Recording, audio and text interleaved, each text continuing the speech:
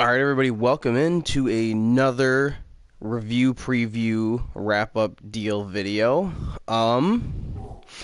Today we're going to be previewing Season 3 and reviewing the Season 2 off-season. Unfortunately, as if you watched the previous video, lost in the divisional playoffs after being the number 1 seed. Went 14-2. Basically had the draft, free agency, and everything, so we'll just get into how the roster looks right now.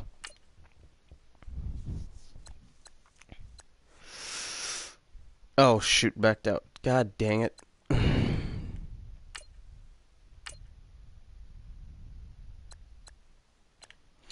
So, starting at quarterback, Tom Brady retired. I'm left with Mr. Will Redding, who progressed nicely for me last year. Got his awareness to an 83. All of his accuracies are at least an 80. His throw on the run's an 81. So, I mean, I'm going to be doing a quarterback, specific training drill to get him, extremely high up and boosted. So, yeah, that'll be nice. He's not the most mobile, that's 75 speed, but he's got, he can run. Injuries high. Stamina's good. He's a good guy. He's a good franchise, legitimate quarterback. I mean, look at those traits already. Tight spiral. I mean, none of that necessarily matters a ton, except the tight spiral. So all I need to do is make him clutch and high motor, and boom, he'll be good, which he'll be that by the end of the year. I signed Brock Osweiler as a backup. Those of you who may not know, I am running my 1060 Pro offense. You can see that in my channel if you just Google 1060 Pro. Even if you just actually now go on Google and just type in 1060 Pro offense, my stuff will pop up. Pretty neat. Anyways, signed Brock Osweiler as a backup because I want a guy as my backup who's got a cannon arm, some mobility, and can hit short, intermediate passes. Okay. Which obviously you're not going to find a guy with 90 short, 84 mid as a backup like Will Redding was, when I drafted him or anything. So, Brock Osweiler is a good situation for a backup that I could do. Halfbacks, I was going to go with 5, but I couldn't. Is basically keep 4 tight ends and 4 running backs, or 5 running backs and 3 tight ends. And I went with 4 tight ends to start. So, where are they? Oh, so Mr. Hill. 90 overall. He kind of... If this was a perfect situation, Jeremy Hill would have an 89 agility-ish. And then he'd be the perfect running back. But he doesn't, and Jeremy Hill is good what I wanted. He's not a receiving back, but I don't need him to be a receiving back. He's my bell cow. But he's got everything I really like. 90 juke, which is great. 90 stiff arm, which is great. 87 truck. 90 carrying. Those are all the moves I use. Don't really use spin a ton with him, but it's not awful. 80 jumping, basically 80 strength. So he's an all-around good back for my power run game. Still rolling around with Mr. James White. His time's getting near because he's going to start regressing in about a year or two, and I'm not going to be able to fix that. But other than that, he still does everything I want really nice. So, I'm happy with his production as a third down back for another year or two. Now I signed Wayne Gallman Jr. in free agency. He's a guy I'm pretty excited to get some reps. He's going to be kind of Hill's backup. He's got a little bit of speed. He's a little bit slower than Jeremy Hill in terms of his acceleration and agility-wise, but his trucking's decent. His moves aren't the same, but he's a nice young power back that I can build around. He's on a nice, cheap, team-friendly 3-year deal, and he's only 24. So he's going to be here for the foreseeable future. And then in free agency, I signed Mason Cloud. He was a rookie last year who might have just slipped through. Let's see if he actually did anything last year. Don't think he did. Oh, he had 4 carries for 4 yards. Did he do anything on the receiving end? Nope. Returning? Yeah, he returned some kicks.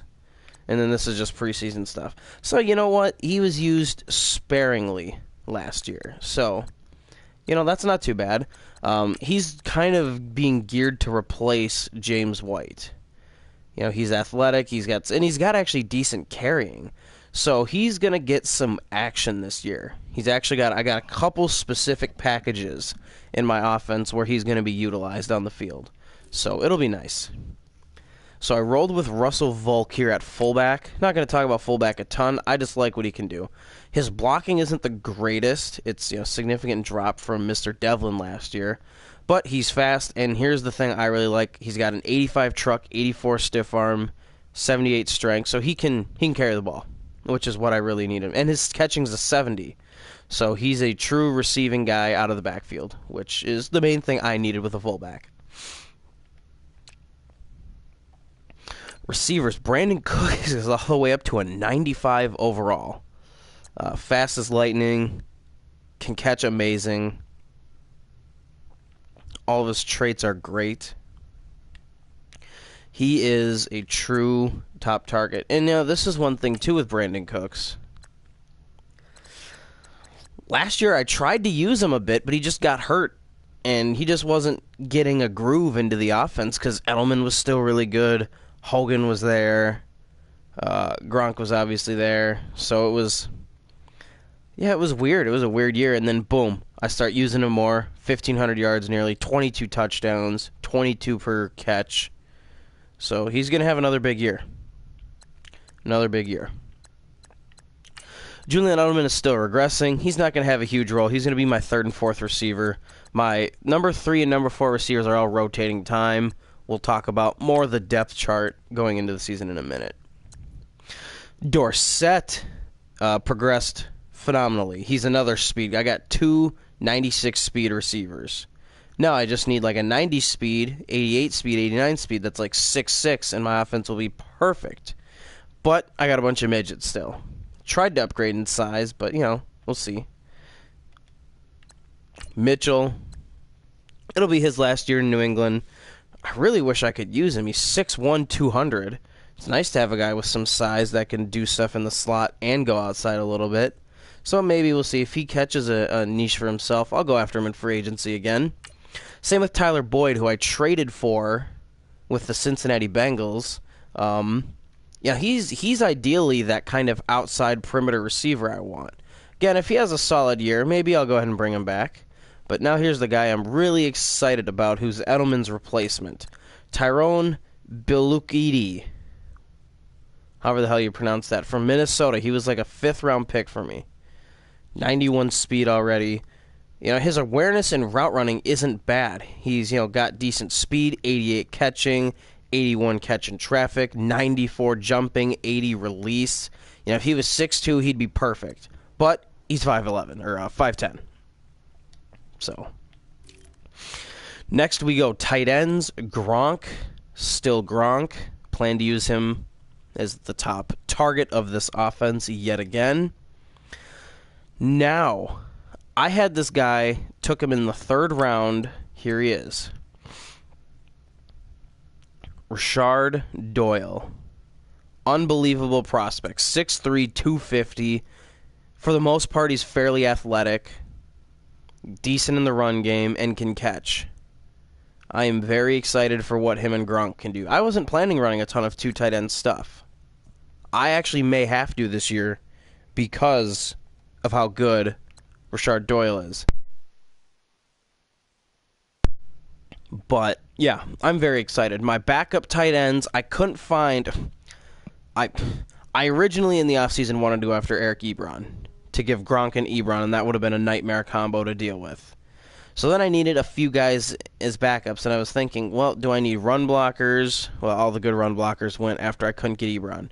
Okay, who are the next run blockers? Oh, well, they're got a 75 speed and like a 75 catch. It's like, I can't go after them. So I ended up going with McCoyle Pruitt, who stayed on the roster, but, you know, athletic catching tight end. And then I decided, oh, hey, Darren Wall is a free agent. Let me go and get him.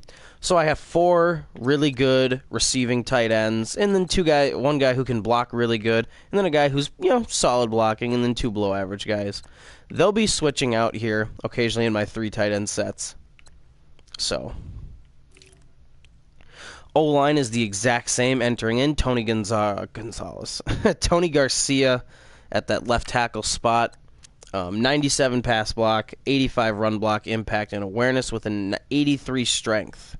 So it's going to be a really fun offensive line year. Joe Thuney, who needs a new contract this season, as does Gronk, is the worst out of my bunch, but still very good. 91 pass block, 84 run or impact, 85 run, 86 awareness and strength, and athletic.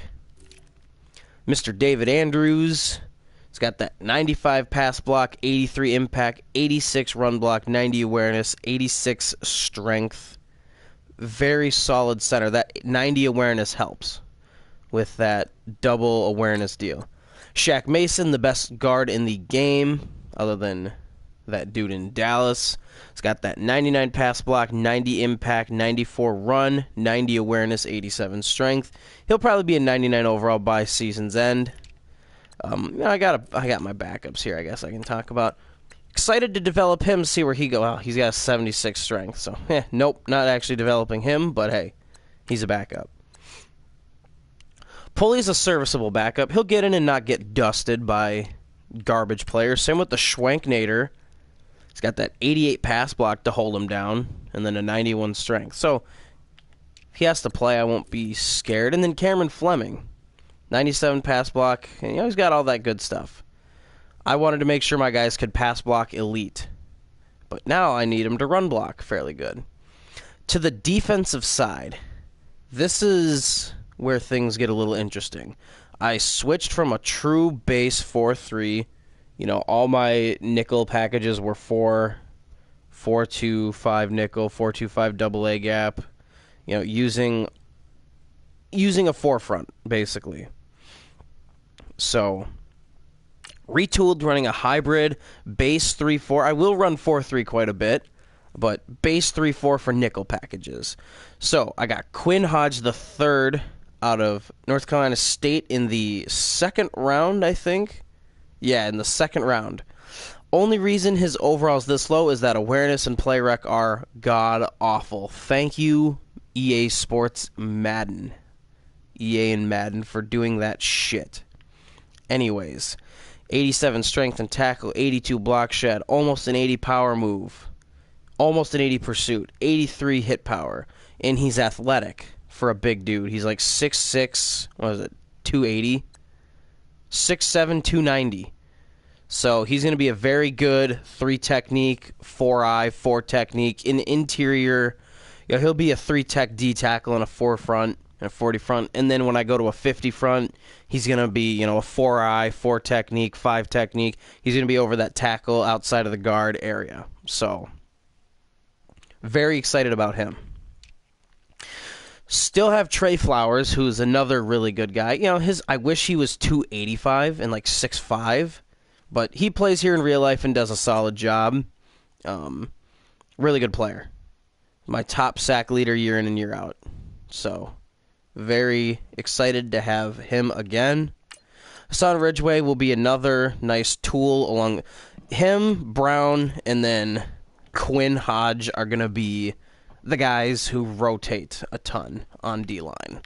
Flowers will be in 90%, 99% of the time, and these guys will rotate. Ridgeway is going to probably be getting the least amount of time just because he's older, but he's also going to be playing the more critical situations because he's better. He's 6'3", 315, 317. He's got some really nice run-stuffing traits. Rashad Brown as well. I really like him. He's 91 strength. He's another guy I am really excited about to see grow and progress. D-tackle Snacks Harrison still returns. This will be his last year. I'm going to save $10 million, $10.5 million with no penalty by cutting him after the year. So he was a nice 2-year guy I'll have. I'll go after him in free agency, I'm sure. But basically, that's where we're at with Mr. Harrison. Then with my 28th pick in the first round, I selected Rashad Peters, D-tackle from Florida, who is a clone of Mr. Snacks Harrison. He's big, 6'7", 320, 92 strength, 85 block shed. He is phenomenal. Very excited for what he can. He's already the 35th ranked D-tackle at an 83 overall. So, some good stuff there. Then I signed Louis Nix III, who ironically I wanted the Patriots to actually draft in real life. He's a nice year, 2-year backup. Just because I needed a guy with some size. And, he's got some decent stuff. 84 block shed, 89 tackle, 86 strength. So he's a solid backup nose. I have 3 actual nose guards on this team at D tackle. And then these guys here are the 4-3 D tackles, 4-3 end, 3-4 ends all there. And then once we get into my outside backers, they can play 3-4 backer or 4-3 end. And then my inside backers are your 3-4 linebacker, inside backers, and then your 4-3 linebackers. Derek Rivers is still here. Really excited about his future. 85 speed. He's just fast. He's fast and athletic. So, inside backers, Mr. Hightower returns. Hightower is one of my favorite players. He's such a good linebacker. He is giant at 6'3", almost 270, and he can run and hit. So, he is what I like in a linebacker. Now, I shipped Marcus Cannon and a second-round pick to Chicago, which turned out to be the 4th overall pick. And with that pick, I selected this piece of cheese, Delvin McManus, 22 years old from UCLA, 87 speed, 90 acceleration, 87 agility, 89 hit power, 86 tackle. Now, before I go into any more detail, the story with him, I actually wanted and tried to work out a trade to swap with the Bills, who took Henry Kirkpatrick. Kirkpatrick's nice, but he's a normal dev. He's not as fast. I mean, he's a good, solid player, but I got, without a doubt, the better end of that thing where I didn't give up picks, which had I given up picks, I wouldn't have been able to get that tight end, or I wouldn't have been able to get that D end, or I wouldn't have been able to get any of the guys I got. One of the late round guys I got who's solid. So, Jonathan Celestine returns, rookie last year. Have a lot of young linebackers, which is nice. He's a nice project, dude. He's going to develop good this year. The same with Sichi. They're guys who are going to develop solid. I may, and when Hightower's time comes, I'm going to be pretty set at inside backer. Outside backer, a part of sending Janoris Jenkins to the Bengals, I got, Tyler Boyd, and I got Jordan Willis. So I have very young, athletic linebackers, and then I have Mr. Hightower captaining that group, who's also somewhat athletic, but he's big as shit and can knock you out. So, I have very fast linebackers, so you're not going to be able to run outside and do all this horse shit you've been able to do in the past on me. I have athletic guys who can get to the ball. Carter Coughlin, one of the other rookies I drafted last year in the 2nd round, he'll see a little bit of action. He's going to be my backup pass rusher. I mean, his rushing moves are not great, but I'd like to get those up and see him develop as a rusher. Basically, he's kind of a hybrid. My true backup rusher. I don't really have a ton of good backup pass rushers as outside backers. I need to find somebody.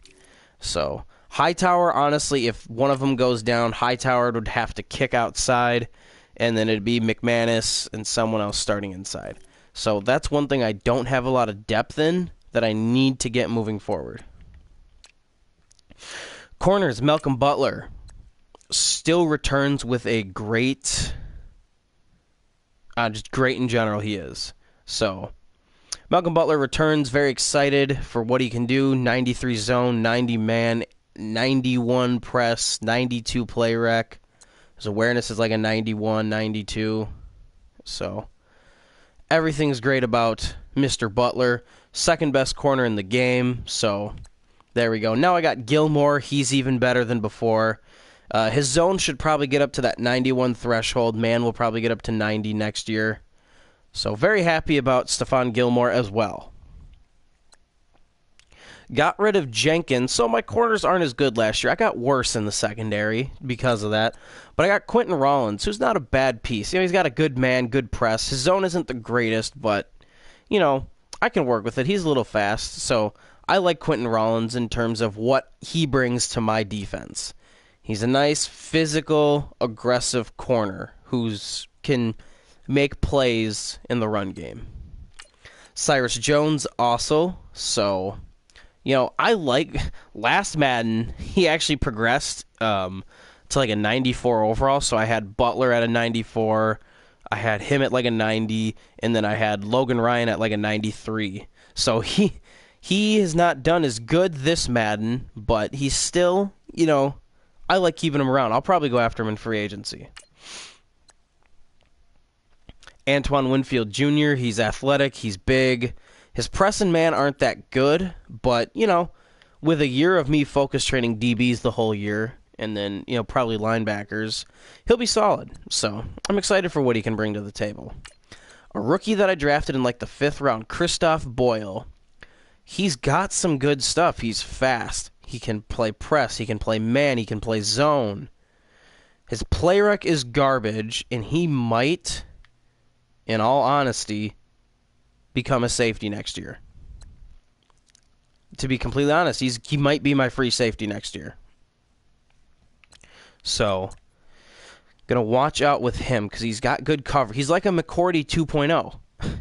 He can play in the box. He can drop down. He's got some good stuff. I just need to make sure that his awareness his awareness is okay, but his play rec's a 49. So I'll get his awareness and play rec to probably a 70, his zone to an 81, He's got some good stuff looking for him. Safeties, I have Devin McCourty, who's still an elite tier level defender who, here's his last 2 stats. So 13 picks, 11 picks. So he is, he's pretty good, to say the least. People like to throw right at him, and he picks it off every time. Now, the guy I picked up in free agency is his replacement, because he's a free agent after the year. Mr. Parker Orms. 88 speed, 80 zone, 78 tackle, 80 pursuits, almost an 80 hit power.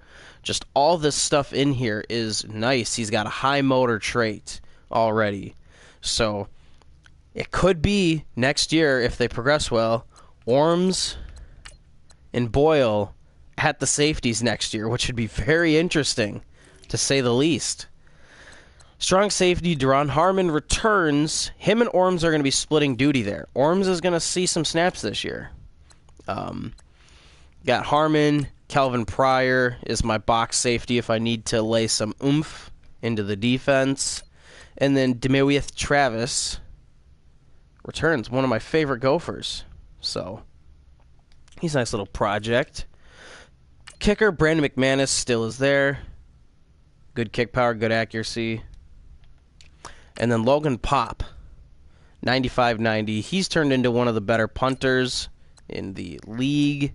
What is he? The 14th best punter. So I'm okay with that. Now what is McManus? He's got to be top 10.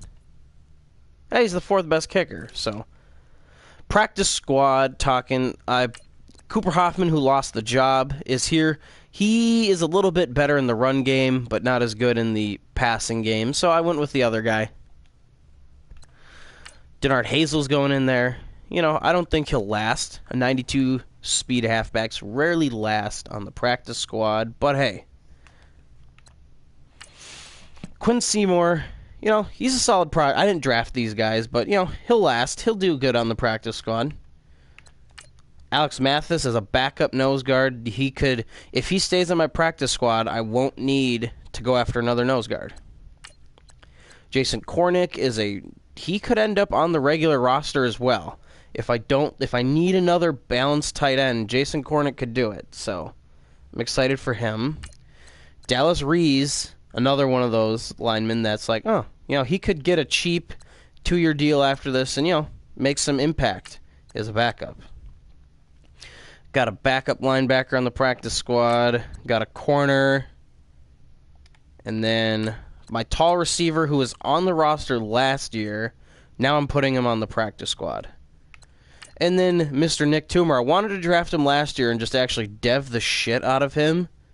But I ended up getting that quarterback who fell to the first round. But I got him anyways, Mr. Nick Toomer. So, just quickly talking about depth chart, and then we'll preview the actual season. So, Reading number 1, Osweiler, nothing fancy there. Hill, Gallman will be the number 2 guy. White the 3, Cloud the 4. They're all going to play, though, every game. Fullback gets the 1 spot, obviously. Cooks will play the 1, Dorsett the 2, Edelman, Mitchell, Boyd, and then blah, blah, blah, blah, blah, will all play the 3 slot. They're all going to be rotating. Edelman's going to probably have the worst season of his career. Tight end, Gronk, Doyle, and then Pruitt and Waller will split at that 3 spot. Pruitt's probably going to get the nod just a little bit because his catching stuff's better. O-line, we got Garcia, Thuney. We got the O-line. Hodge is going to be there, but he's going to be rotating with all these other guys. Peters is even going to play a little bit of DN just to get him some snaps. We got Mr. Trey Flowers, Harrison and Peters will be inside.